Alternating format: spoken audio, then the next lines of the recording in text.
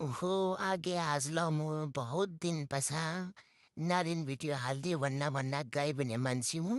बल्ल बल्ल आया थिएन काममा जान्न थियो हाम्रा बिचमा गए त्यसै बसिया एक दाइ थियो यिनदाई भने एकदम काममा हेल्प गर्दै थिएन न इन नभोक्या त म त काम गरी सक्दै स्थितिमा थिएँ क्या तसी हाम बसेर किन ठहरलाई गयो सही हाम नितैटा कुरा गर्दा गर्दै इल्ला चाहिँ हाम्रो बस रोकिया ठहरेर गाइजहरू अनि यसो सरर बस आयो बसमा बसेर गयो जाने बेला पनि कुरा गर्दै जान्न थियो होइन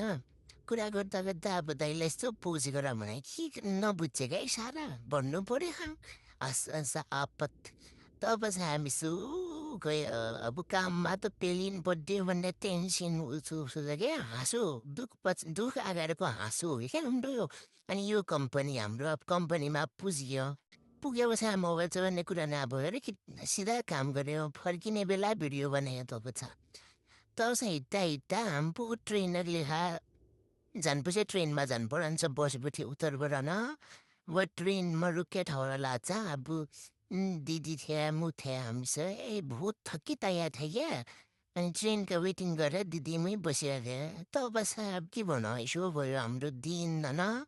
काम काम काम पेरियो तब जाँदा हाम हाँस्य त नछाड्यो भए जति जे भयो ल मेरो बिहान झाबट बस घर जानु तबैलाई हामी रुममा पुगेपछि यसो शरीर दुख्ला थियो तबैलाई हाँसबट मोबाइल नचला त कहाँ सिने थिए तभी अब सिनो गाई जब बाई बाई अब भोलापुरी मिलाउँला हाँ निकल बसिया